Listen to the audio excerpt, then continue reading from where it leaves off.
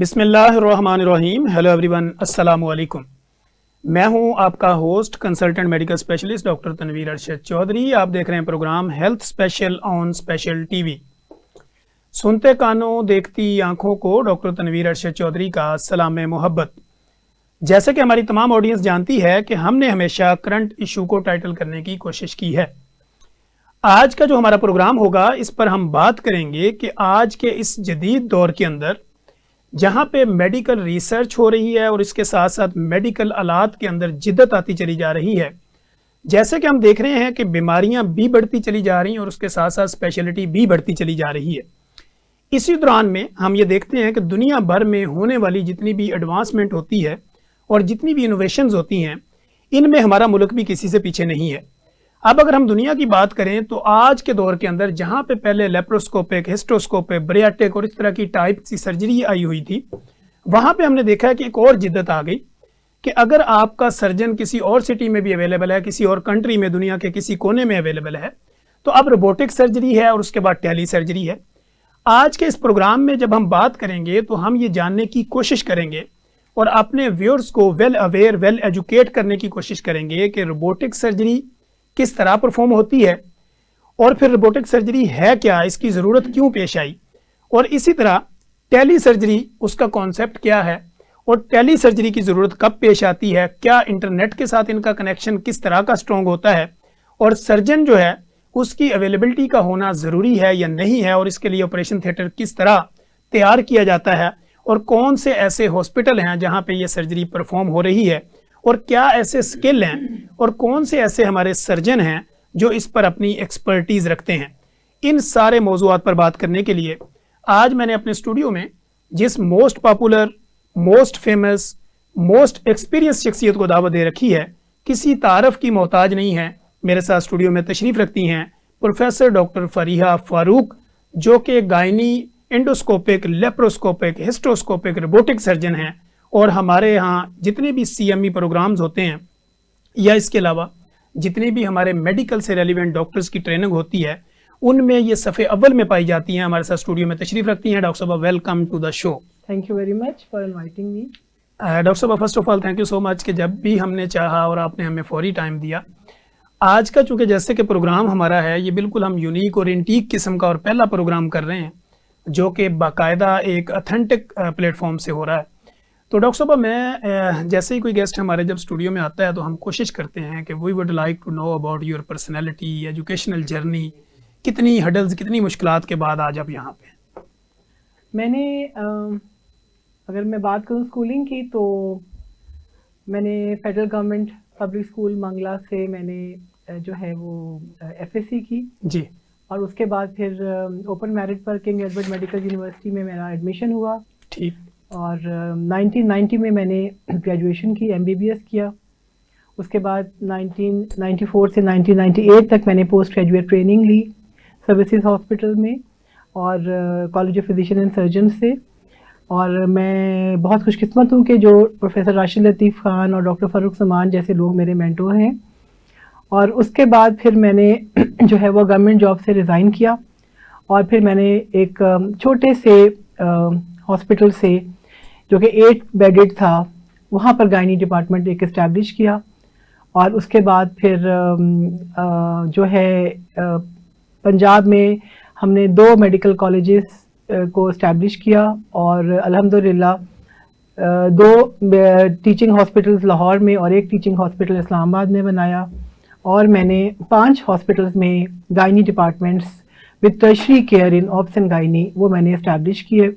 और 2011 में CPSP से अपने डिपार्टमेंट्स को मैंने पोस्ट ग्रेजुएट ट्रेनिंग के लिए रिकग्नाइज़ किया और अब तक बेशुमार जो लड़कियां हैं वो FCPS करके हमारे अंडर हमारी ट्रेनिंग के बाद जो है वो एज स्पेशलिस्ट डिफरेंट इलाकों में अपनी खिदमात अंजाम दे रही हैं। And I feel very proud कि वो बच्चियां जहां भी जा रही हैं वो बहुत अच्छे तरीके से काम कर रही हैं, क्योंकि जो हमारी ट्रेनिंग है ये एक सदका जारिया मैं इसको समझती हूँ।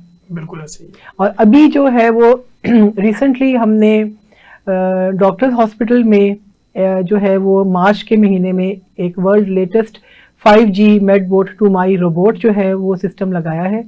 और इस पर तो हम आते हैं और मैं ये जानना चाहूँगा कि इतनी स्ट्रगल के बाद जब आपको ये फील हुआ कि अब आप बोर्ड ऑफ मेंबर एग्जेक्टिव हैं, फिर उसके बाद आप इसकी जो है ना पूरी ऑनरशिप है आपके पास, चैन ऑफ हॉस्पिटल्स हैं और डिफरेंट, तो फिर आपकी क्या फीलिंग्स थी? बस इसमें अल्लाह का शुक्र अदा करती हूँ कि अल्लाह ने इस काबिल बनाया कि हम अपने प्रोफेशन के थ्रू मरीज़ों की खिदमत करें, उनका भी भला करें और साथ साथ हम डॉक्टर्स को ट्रेन भी करें, क्योंकि ये जो प्रोफेशन होता है ना, ये टाइम के साथ साथ एक आपकी जो क्या कहना चाहिए, एक पैशन बन जाता है। बिल्कुल ऐसे। ठीक है, और आप इस चीज़ के बगैर आप रह नहीं सकते।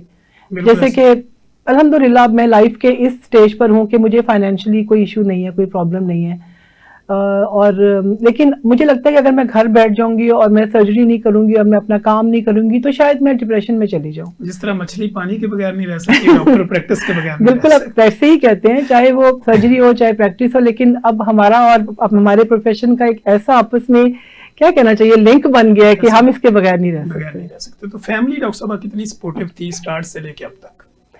देखिए, मैं बच्चियों को देखती हूँ जो मेरे साथ ट्रेनिंग करती हैं, हर एक जो फीमेल है, चाहे वो किसी भी फील्ड में, उसके लिए एमबीबीएस के बाद, स्पेशली शादी के बाद, अपने घर से निकलना और किसी एक फील्ड में, पर्टिकुलर फील्ड में पोस्ट ग्रेजुएशन करना, ये आसान काम नहीं होता। बड़ा मुश्किल। स्पेशली आपके इन लॉज का प्रेशर सबसे ज़्यादा होता है।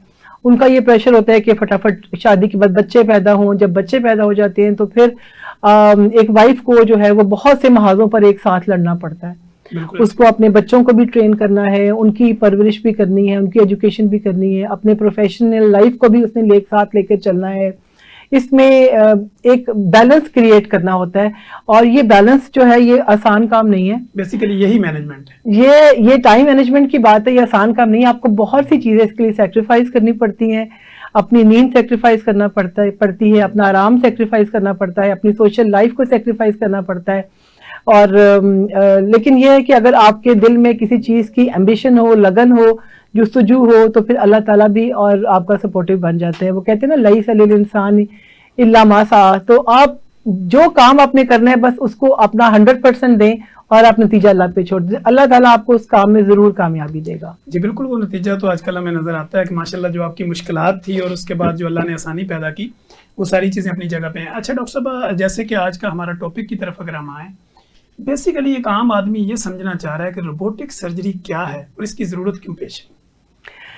आम आदमी की अगर हम बात करें तो बहुत से मिथ्स है लोगों के जहन में ना। आम आदमी समझता है कि शुरू में जब हमने रोबोटिक सर्जरी स्टार्ट की तो लोगों को कन्विंस करना बड़ा मुश्किल होता था। हम उनको कहते थे कि आपकी जो है वो कॉम्प्लिकेशन ज़्यादा है, आपकी पेचीदा किस्म की सर्जरी होनी है, तो आपके लिए रोबोटिक सर्जरी बेस्ट है। तो लोग समझते थे कि नहीं डॉक्टर साहब, हमने आपसे सर्जरी करनी है, रोबोट से नहीं करानी। तो लोग शायद ये समझते हैं कि उनकी सर्जरी कोई रोबोट करेगा, और अगर रोबोट जो है वो काम करना बंद कर देगा या रोबोट कोई गलती करेगा तो हमारा क्या बनेगा। तो आज मैं ये चीज़ जनरल पब्लिक के लिए क्लियर करना चाहती हूँ कि सर्जरी रोबोट नहीं करता। इसको बेसिकली हम रोबोट असिस्टेड लैप्रोस्कोपिक सर्जरी कहते हैं। सर्जरी हम ही करते हैं, सर्जरी एक सर्जन ही करता है। वो सिर्फ जो रोबोटिक इंस्ट्रूमेंट्स है, रोबोट एक समझ लीजिए एक मशीन है। रोबोटिक इंस्ट्रूमेंट्स जो है वो आपकी हैंड मूवमेंट्स को, जो भी आप काम करेंगे कंसोल पर बैठ के, उनको वो ट्रांसमिट करेगा, उनको मिमिक करेगा पेशेंट के ऊपर। और वो बहुत फाइन इंस्ट्रूमेंट्स होते हैं, उसमें गलती का इम्कान बिल्कुल भी नहीं होता। हाँ, अगर अलबत्ता कोई सर्जन ट्रेन नहीं है, अगर आप कोई गलत मूव करते हैं तो फिर पेशेंट को गलत मूव आएगी। रोबोट बेचारा तो बहुत इनोसेंट है, वो कोई गलती नहीं करता। यानी पीछे से हैंडल उसको जो इंस्ट्रक्शन मिलेंगी वो वही करेगा। और जैसे फॉर एग्जांपल हम एक वीडियो गेम खेल रहे हैं, ठीक है, हमारे हाथ में वो है, सारा कंट्रोलर्स है और आप स्क्रीन पर देख रहे हैं, तो हम जो भी मूव करेंगे उसी तरह हम गेम को सही तरीके से खेलेंगे। हम गलत मूव कर लेंगे तो वो गलत होगा। सो इसमें बहुत इंपॉर्टेंट है कि जो भी सर्जन रोबोटिक सर्जरी कर रहा है वो बहुत ट्रेंड हो, उसकी एक स्पेशल ट्रेनिंग इस फील्ड में हुई हो, और फिर वो जो है ना इस सर्जरी को लाए। ठीक हो। अच्छा डॉक्टर साहब, रोबोटिक सर्जरी के साथ टेली सर्जरी का भी जिक्र हुआ। टेली सर्जरी क्या है और इसकी जरूरत क्यों पेश आती है? डॉक्टर साहब, आप खुद मेडिसिन से आपका माशाल्लाह ताल्लुक है, आपने टेली मेडिसिन का नाम सुना है? जी बिल्कुल। What is telemedicine? अब मैं आपसे सवाल पूछती हूँ। टेली मेडिसिन ये है कि आप कहीं भी बैठे हैं, आप राब्ता कर रहे हैं और आपको वहां से मैसेज कन्वे। हाँ, ये कहीं भी बैठे मतलब आप उस शहर में भी हो सकते हैं, आप दुनिया के दूसरे कॉन्टिनेंट में भी हो सकते हैं। अब चांद का मुझे नहीं पता, आपको चांद पे भी राब्ते टेली मेडिसिन हो सकती है, बल्कि मेरे ख्याल टेली मेडिसिन स्टार्ट ही चांद से हुई थी। अच्छा, अब इसमें ये होता है टेली सर्जरी का, ये है टेली सर्जरी जो अभी लेटेस्ट हो रही है वो 5G रोबोटिक्स से हो रही है। हमारे पास जो रोबोट इंस्टॉल्ड है वो है 5G MedBot Toumai robot. इसमें ये होता है कि आप सर्जन जो है वो कहीं पे भी बैठा हो, वो एक कंसोल पे बैठा होता है। फॉर एग्जाम्पल सर्जरी जो है वो लेट सपोज हम कह रहे हैं कि हम अपने हॉस्पिटल में सर्जरी कर रहे हैं, सर्जन जो है वो अपने ऑफिस में बैठा हुआ है, वो उस ऑपरेशन थिएटर में नहीं बैठा हुआ। फिर दूसरी बात है कि सर्जन जो है वो अपने घर से बैठ के सर्जरी कर रहा है। तीसरा मैं एग्जांपल दूंगी कि सर्जन किसी दूसरे शहर में बैठा हुआ है। ठीक है। अब इसकी एग्जांपल भी मैं आपको देती हूँ। अभी जो लेटेस्ट जो हुई है 14 जून 2025 में दुनिया की सबसे जो क्या कहना चाहिए long distance 5G robotic surgery हुई है, जो कि तकरीबन 11,000 किलोमीटर है। उसमें यह हुआ कि फ्लोरिडा में एक सर्जन थे, उन्होंने जो है अंगोला में जो है वो 11,000 किलोमीटर दूर अंगोला में उन्होंने एक पेशेंट की जो है वो सर्जरी की, और वो प्रोस्टेटेक्टमी थी। तो वो उन्होंने इतनी दूर से वो उन्होंने एक बड़ी प्रिसाइज सर्जरी की। इसका फायदा क्या है? देखिए, बहुत से मुल्क या बहुत से शहर ऐसे हैं जहां पर वो एक्सपर्टीज नहीं है। उन्होंने रोबोट तो खरीद लिया लेकिन उनके पास उतने एक्सपर्ट सर्जन्स नहीं है।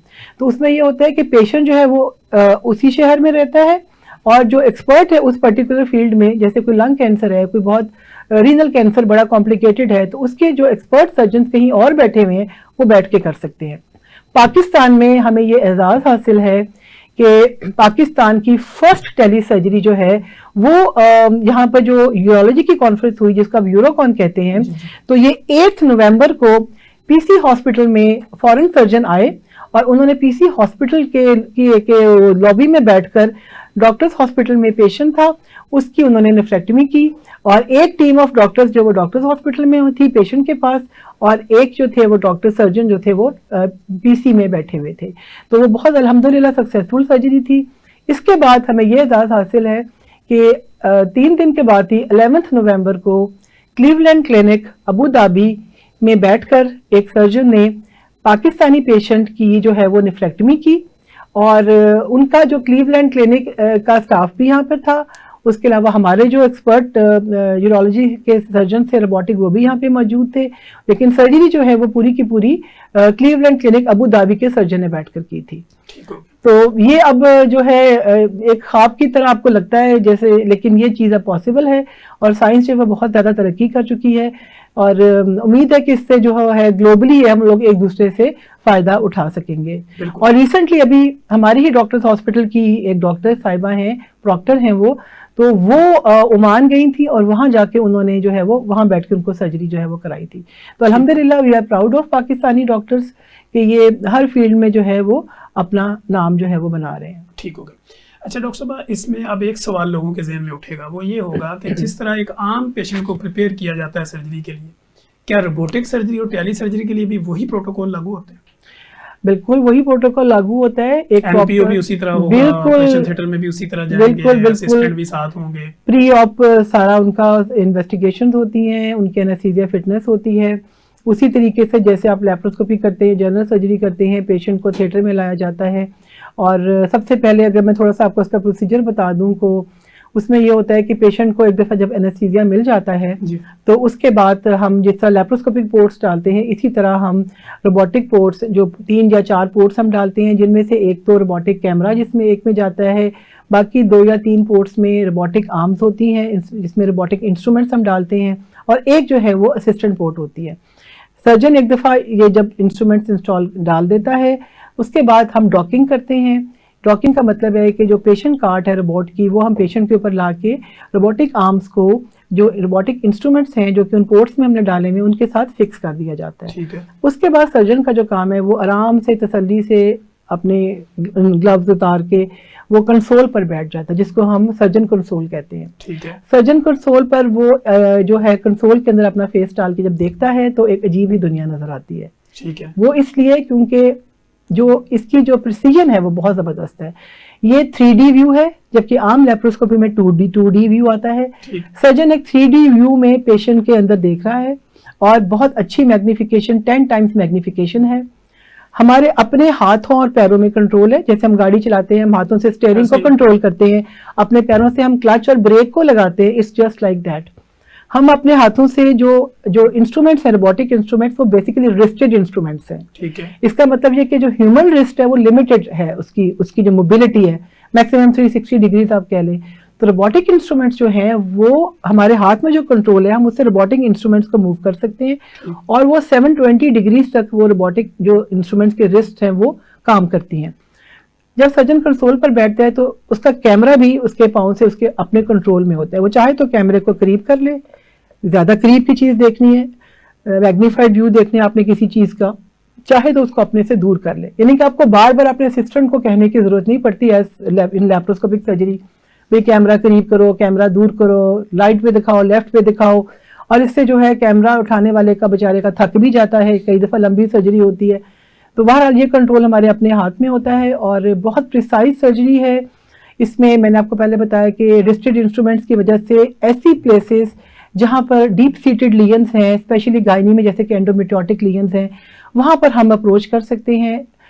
ऐसे फाइब्रॉइड्स होते हैं जो कि समटाइम्स पीछे पाउच ऑफ डगलस में पड़े हैं या पोस्टीरियर वॉल में है, जहाँ पे हम बहुत इजीली अप्रोच नहीं कर सकते लैप्रोस्कोपी से, और हमें इवन जनरल सर्जरी से भी, और स्टिचिंग बहुत मुश्किल होती है, सूचरिंग बहुत मुश्किल होती है। तो वो स्पेशली मल्टीपल फाइब्रॉइड्स हम बहुत अच्छी तरह रिमूव कर सकते हैं रोबोटिक सर्जरी से। इसके अलावा जो और अच्छी बात इसकी ये है कि इसमें एक ट्रेमर कैंसलेशन इफेक्ट है, इसमें एक AI है जिससे ट्रेमर कैंसिल हो जाते हैं। आपको पता है जब सर्जन कोई ब्लीडिंग देखता है या कोई डिफिकल्ट सिचुएशन में, तो एक नॉर्मल फिनोमेना है कि वो समटाइम्स ट्रेमर्स उसके हाथों में आते हैं। तो ये आपके जो रोबोट है जो ये आपके ट्रेमर्स को कैंसिल कर देता है, ताकि जो पेशेंट के अंदर मूवमेंट आनी है वो बड़ी फाइन और स्मूथ मूवमेंट जाती है।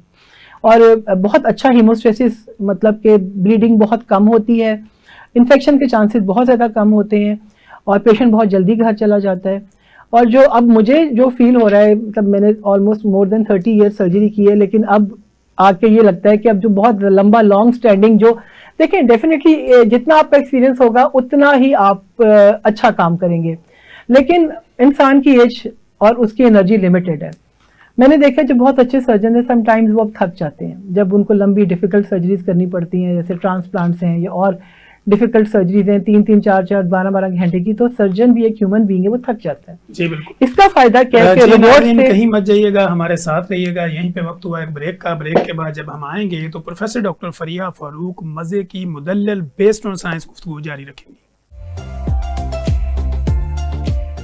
वेलकम बैक नाजरीन, आप देख रहे हैं हेल्थ स्पेशल प्रोग्राम। मेरे साथ मौजूद हैं प्रोफेसर डॉक्टर फरीहा फारूक, जो कि हमारे साथ मौजूद हैं और बेस्ड ऑन साइंस गुफ्तगू जारी रखे हुए हैं। प्रोग्राम के पहले हिस्से में हमने रोबोटिक टेली सर्जरी और डॉक्टर साहबा की जो कामयाबी थी उसके पीछे क्या राज छुपे हुए थे, इन सारे मौजूद पर बात की।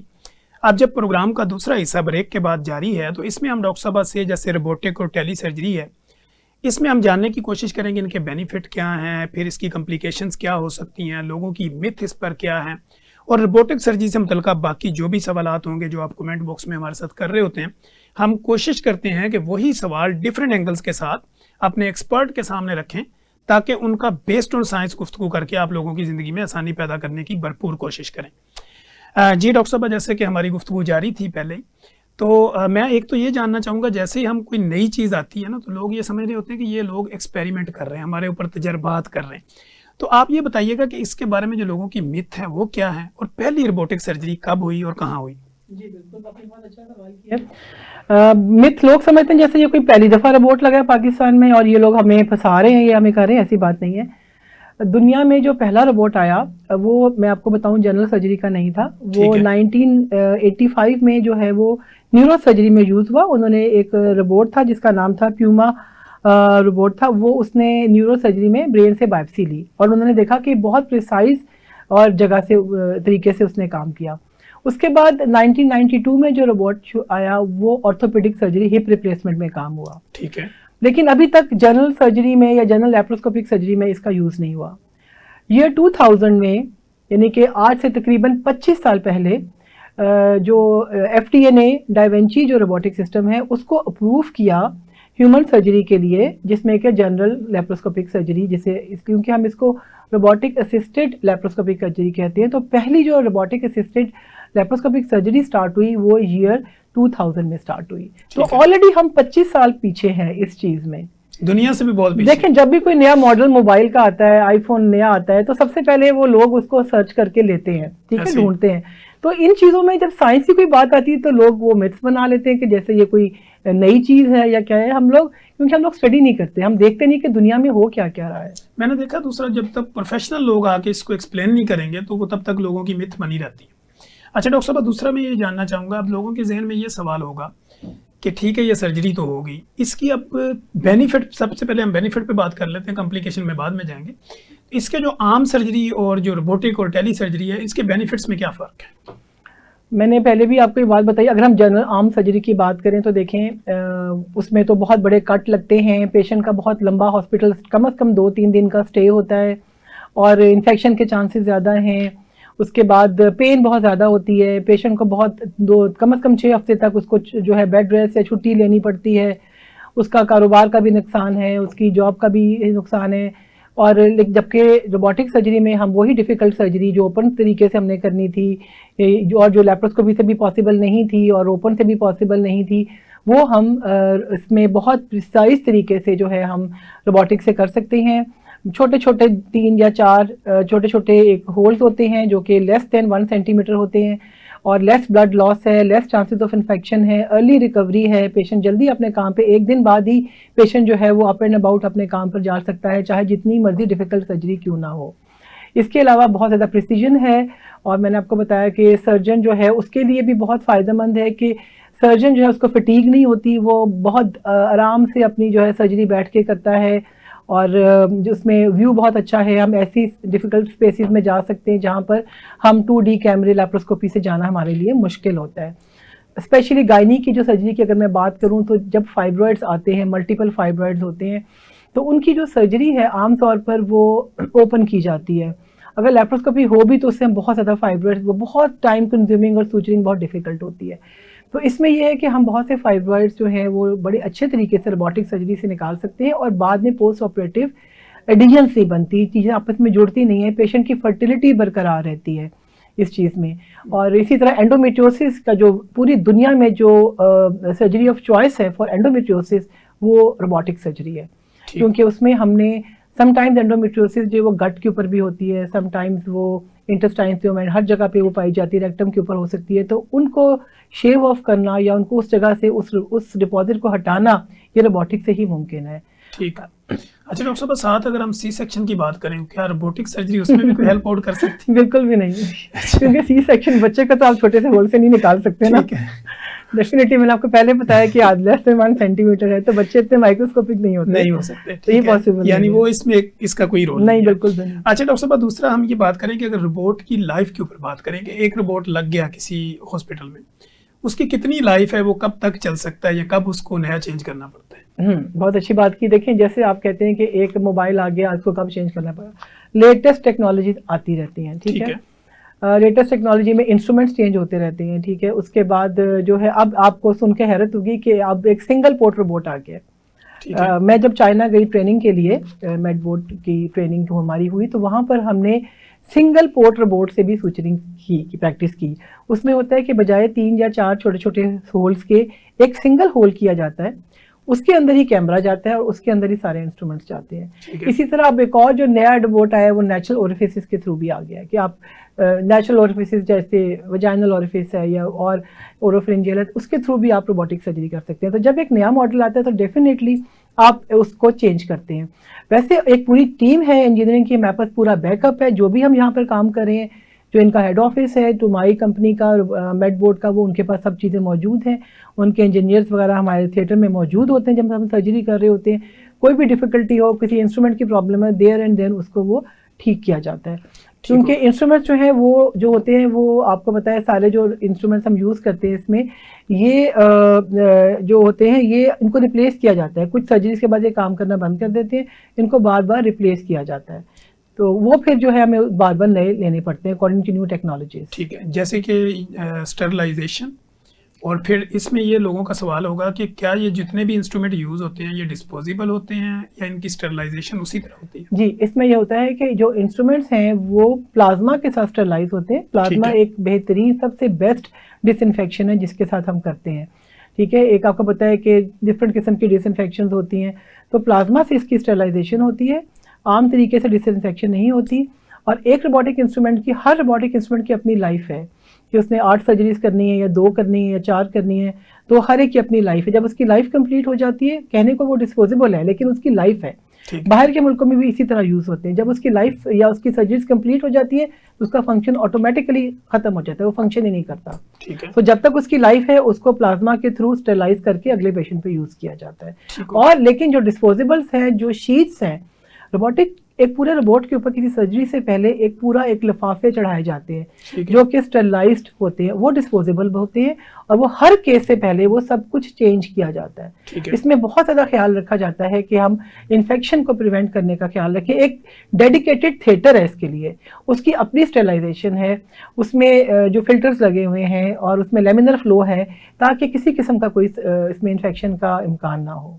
ठीक हो गया। अच्छा डॉक्टर साहब, दूसरा आपकी फील्ड से रेलिवेंट अगर हम बात करें तो गायनी और ऑप्स के बारे में जब हम बात करते हैं तो आईवीएफ के कुछ प्रोटोकॉल्स के अंदर रोबोटिक या टेलीसर्जरी को कोई रोल? बिल्कुल। अभी मैं रिसेंटली मैंने एक पोस्ट देखी थी नेट के ऊपर जिसमें उन्होंने कहा कि इस साल उन्होंने देखा कि first IVF robotic baby deliver हुआ। ठीक है। उसमें ये हुआ था कि आईवीएफ में जो रोबोट का बहुत ज़्यादा प्रिसाइज रोल है, तो रोबोट के थ्रू उसका सारा आईवीएफ ट्रीटमेंट हुआ, मे बी जो ओवम पिकअप या ट्रांसफर, एम्ब्रियो ट्रांसफर, व्हाटएवर, तो वो रोबोटिक के थ्रू हुआ और उसके थ्रू फर्स्ट आईवीएफ बेबी पैदा हो चुका हुआ है। तो डेफिनेटली रोबोटिक का रोल है। रोबोटिक का रोल डेफिनेटली है। मैंने आपको अभी इस वक्त अगर मैं आपको पिक्चर सेंड करूँगी तो आप बेशक उसको अपलोड कर दीजिएगा। मेरे पास उसका पिक्चर इमेज भी है जो मैंने अभी किया। लेकिन मैं भी एक आईवीएफ सेंटर चला रही हूँ, हमारा एक जॉइंट वेंचर है फारूक हॉस्पिटल डीएचए में। लेकिन अभी हमने तो आईवीएफ में तो रोबोट नहीं लिया, लेकिन may be in near future हम उसमें इंशाल्लाह ताला ठीक करेंगे। अच्छा डॉक्टर साहब, यहाँ पे ना एक आम बंदे के जहन में एक सवाल उठेगा कि अगर रोबोटिक और टेली सर्जरी हो रही है और इस दौरान में अगर इंटरनेट कनेक्शन उसका नहीं है, बिल्कुल, तो उसमें क्या कॉम्प्लिकेशंस आ सकती हैं या किस तरह उसको डील किया जाए? बड़ा इंपॉर्टेंट क्वेश्चन आपने किया है। देखिए, अगर आप एक टेली सर्जरी हो रही है, लेट सपोज के 5G काम करना बंद कर दिया, ये पहले फाइबर ऑप्टिक से होती थी, उसमें थोड़ा सा डिले होता था, तो ये नहीं होता कि पेशेंट को बेयारो मददगार वो पड़ा रहेगा उसी तरह जब तक कनेक्शन दोबारा बहाल नहीं होगा, ऐसे नहीं होता। मैंने आपको पहले भी बताया कि जिस सेंटर में सर्जरी हो रही है वहाँ पर भी रोबोट है, वहाँ पर भी कंसोल है, वहाँ पर इसको कहते हैं लैप्रोस्कोपिक असिस्टेड, वहाँ पर भी लैप्रोस्कोपिक पूरा सेटअप पड़ा हुआ है। ठीक है। और जो सर्जन टेली सर्जरी कर रहा है किसी दूसरे मुल्क में बैठकर या कॉन्टिनेंट में बैठकर, वो अपने सिस्टम में कर रहा है। अगर राब्ता मुनक़ता हो भी जाता है और आपको लगता है कि 10-15 मिनट या बहुत जल्दी वो बहाल नहीं होने वाला, तो जो सर्जन उस मुल्क में बैठे हुए हैं वो उसको टेक ओवर करते हैं, वो अपने कंसोल के ऊपर काम शुरू कर देते हैं, या अगर उनको लगता है कि ये वो इस पे नहीं हो सकता तो वो उसको लैप्रोस्कोपी में कन्वर्ट कर सकते हैं और पेशेंट की सर्जरी को कंप्लीट किया जाता है। ऐसे नहीं होता कि पेशेंट ख़त्म हो गया राब्ता तो बस पेशेंट वहीं लेटा रहेगा हमेशा के लिए, ऐसे नहीं होता। क्योंकि हमारे मुल्क में लोगों को ये होता है ना कि इस तरह की फायर वाल लगी होती है, सम टाइम नेट कनेक्शन ही लॉस हो गया तो पेशेंट पड़ा रहेगा। नहीं, ऐसे नहीं होता। एक एक्सपर्ट टीम होती है दोनों तरफ। जैसे मैंने आपको बताया कि जब हमारे पास यहाँ पर टेली सर्जरी हुई क्लीवलैंड क्लिनिक से, तो सर्जन उधर भी मौजूद थे एक्सपर्ट और यहाँ पे भी मौजूद थे। ठीक है। तो ताकि अगर कोई भी इस तरह का मसला होता है तो वो सर्जन उसको टेक ओवर कर सके। ठीक होगा डॉक्टर साहब। दूसरा, अगर हम चूँकि प्रोग्राम का टाइम अब कम है हमारे पास, तो अगर हम इसकी कॉम्प्लिकेशंस के ऊपर बात करें कि जो आपकी नज़र में अब तक की कॉम्प्लिकेशंस क्या है रोबोटिक सर्जरी की? कॉम्प्लिकेशंस तो मैंने आपको बताया तभी होंगी, पेशेंट पे कॉम्प्लिकेशन तब होगी जब आप गलत मूव करेंगे। अगर आप गलत इंस्ट्रक्शंस देंगे, गलत बटन दबा देंगे, आपने इसको सील करना है किसी वेसल को और आप कैंची वहाँ पे लगा देते हैं, तो कॉम्प्लिकेशन तो होगी। तो सर्जन को चाहिए कि वो ऐसे सर्जन से आप अपनी सर्जरी करवाएं जो कि इस चीज़ में जिसने पहले काम किया हो, जो एक्सपर्ट हो, उसकी महारत हो। और जो आप ये कह सकते हैं कि डिसएडवांटेजेस कह सकते हैं, कॉम्प्लिकेशन से मैं नहीं वर्ड यूज़ करूँगी। डिसएडवांटेजेस जो है सर्जरी, रोबोटिक सर्जरी के सबसे पहले तो कॉस्ट है, क्योंकि मैंने आपको पहले बताया कि इसमें डिस्पोजेबल शीट्स यूज़ होती है, डिस्पोजेबल कवर्स यूज़ होते हैं, तो उसकी जो और इसकी अपनी स्टेलाइजेशन होती है, तो जो ओवरऑल जो एक्सपेंडिचर उसका है वो ज़्यादा है as compare to laparoscopic surgery. दूसरा जो ड्रॉबैक वो आप उसमें कह सकते हैं कि थोड़ा सा शुरू में जो डॉकिंग होती है, इंस्ट्रूमेंट्स को हम अटैच करते हैं रोबोटिक आर्म्स के साथ, उसमें कुछ मिनट्स ज़्यादा 10-15 मिनट आप समझ लें कि एक्स्ट्रा टाइम लग सकता है। लेकिन हमने ये देखा है कि over the period of time ultimately हमारा टाइम बचता है, क्योंकि वो डॉकिंग में फिर हम लोग एक्सपर्ट लोग होते चले जाते हैं, और जो क्योंकि सर्जरी फास्टर है, अच्छी है, क्विक है, तो उसमें फिर वो अल्टीमेटली वो, बल्कि शुरू में अगर हमें डिले भी हुआ तो बाद में हमने देखा कि टाइम अब कम होता जा रहा है। तीसरी जो मैं आपको डिसएडवांटेज कहूँगी, जो कि एज अ सर्जन मुझे महसूस होता है, वो ये होता है कि आपकी टेक्टाइल जो है ना सेंसेशन नहीं होती। आप क्योंकि एक कंसोल पर कंप्यूटर पे बैठे हुए हो, आपको टच की फीलिंग नहीं होती। ठीक है ना, वो आपको विद एक्सपीरियंस पता लगता है कि फॉर एग्जांपल आप सूचरिंग कर रहे हो, आपने कितना टाइट करना है नॉट को, इतना टाइट तो नहीं करना है कि धागा टूट गया, तो आपने कितना जोर लगाना है कि नॉट को टाइट करने के लिए कितना करना है, वो आपको पता नहीं चलेगा। कि जनरल में तो आपको पता लगता है ना मेरा इतना जोर लगा, आपको टिश्यू को देखते हैं जब आप रोबोट के अंदर, आपको फील होता है कि टिश्यू कितना उसके अंदर फीलिंग होगी, ब्लीडिंग रुक गई, तो आपने जोर लगाना बंद करना। तो टेक्टाइल जो है सेंसेशन है ना, वो नहीं होती। इसका मैं ड्रॉबैक नहीं कहूँगी, मतलब ये समझ लें कि ये एक थोड़ा सा डिफरेंट चीज़ है उससे। ठीक हो। और इसीलिए जो जब हम फाइब्रॉइड्स की बात करते हैं, मायोमेक्टमी की बात करते हैं, तो हमें समटाइम जो डीप सीटेड फाइब्रॉइड्स हैं वो रोबोटिक कंसोल पर बैठकर हम फील नहीं कर सकते, क्योंकि आपको मैंने बताया सेंसेशन नहीं होती। तो इसके लिए हम सामने जो है एक एमआरआई की पिक्चर आपके पास होनी चाहिए, या अल्ट्रासाउंड की पिक्चर आपके पास होनी चाहिए, यानी बाकी प्रोटोकॉल मुकम्मल आपके बाकी साथ हो। हाँ, ताकि आपको पता हो कि किस किस लोकेशन पे फाइब्रॉइड है और आप उसी एग्जैक्ट जगह पे आप इंसिजन दें यूट्रस के ऊपर। ठीक हो गया। अच्छा डॉक्टर साहब, दूसरा अगर हम क्राइटेरिया की बात करें, तो एक सर्जन कैसे ये डिसाइड करता है कि इसको रोबोटिक सर्जरी की जरूरत है या इसको हिस्ट्रोस्कोपिक, लेप्रोस्कोपिक या जनरल सर्जरी? बहुत अच्छा आपने क्वेश्चन किया। देखिए, लोगों के माइंड में ये भी एक मिथ है कि शायद सिर्फ डिफिकल्ट सर्जरीज ही रोबोटिक से की जा सकती हैं। मैं मानती हूँ कि जो डिफिकल्ट सर्जरीज है उनमें तो कन्वेंशनल सर्जरी का रोल है ही नहीं। डिफिकल्ट सर्जरीज की मैंने आपको अपने गायनी में एग्जांपल दी कि डीप सीटेड एंडोमेट्रियोसिस है, उसकी पहले बहुत ज़्यादा सर्जरीज हो चुकी हैं। एंडोमेट्रियोटिक के पेशेंट्स की 2, 3, 4 दफ़ा लेप्रोटमी सर्जरीज होती रहती हैं, बार बार वो सिस्ट बनती हैं। उसमें इतना फ्रोजन पेल्विस होता है कि लोग, मैंने देखा है, कैमरा डाल के, इवन लेप्रोस्कोप डाल के बाहर आ जाते हैं बंद करके। वो कहते हैं नहीं, हमसे ये ऑपरेशन हो ही नहीं सकता, आप दवाइयाँ खाते जाएं। तो इसमें जो है कि बहुत फ़ायदा है इसका रोबोटिक सर्जरी के ऐसे डिफ़िकल्ट केसेस में। इसके अलावा जो पेशेंट अभी इनफर्टिलिटी की पेशेंट्स हैं, ठीक है, उसमें बहुत इसमें यह है कि एडिशंस नहीं बनती हैं और बहुत नीट एंड क्लीन और प्रिसाइज सर्जरी होती है, उसमें इसका बहुत ज़्यादा रोल है। और कॉम्प्लिकेटेड जैसे ट्यूमर्स हैं, फॉर एग्जांपल अब कैंसर्स हैं, मैं अब इसमें मैलिग्नेंट लीजन्स की तरफ आती हूँ, एंडोमेट्रियल कैंसर है या सर्वाइकल कैंसर है, या फिर आपने वो करना है, कोई प्रोलैप्स है, आपने उसके सेक्रोकॉल्पोपेक्सी करनी है, बहुत ज़्यादा टाइम लगता है अगर आप लेप्रोस्कोपिक सर्जरी से शुरू करें। और कैंसर सर्जरी में आपको यूट्रस निकालने के बाद लिम्फ नोड्स रिमूव करने पड़ते हैं, डिसेक्शन करनी पड़ती है। तो उसमें यह है कि इसमें रोबोटिक सर्जरी से आप deep seated lymph nodes removal में बहुत ज़्यादा अच्छे तरीके से आप मेटास्टेसिस को देख सकते हैं, उनको रिमूव कर सकते हैं। तो ये डिफ़िकल्ट सर्जरी, कैंसर सर्जरी में इसका बहुत रोल है। और जो स्लिंग ऑपरेशंस हैं, रिपेयर्स हैं, रिपेयर्स में बहुत अच्छा रोल है इसका। आप मैश बड़े अच्छी तरह से रख सकते हैं इसमें, यानी जिसको सर्जन समझे वो इसको कन्वर्ट कर सकते। बिल्कुल। लेकिन अगर आप कहेंगे सिंपल सर्जरी में क्या रोल है, तो जी सिंपल सर्जरी में भी रोल इस तरह से है। एक तो वो सारे बेनिफिट्स हैं, मैंने आपको बताया कि इन्फेक्शन कम है, हमारा एक इंस्ट्रूमेंट बड़े स्पेशल स्टरलाइज होते हैं, पेन कम होती है। इवन किसी पेशेंट ने एक सिंपल हिस्टेक्टमी भी करवानी है जो कि लेप्रोस्कोपी से हो सकती है, लेकिन उसमें उसको बेनिफिट होगा इस चीज़ का। दूसरा ये कि आपको नहीं पता होता कि कोई भी सिंपल सर्जरी कब कॉम्प्लिकेटेड बन जाती है। ठीक हो, आप खोलते तो करना शुरू तो सिंपल समझ के करते हैं, लेकिन अंदर एकदम से ब्लीडिंग शुरू हो जाती है, फिर उसको रोकते रोकते आप फर्दर कॉम्प्लिकेशंस कर जाते हैं।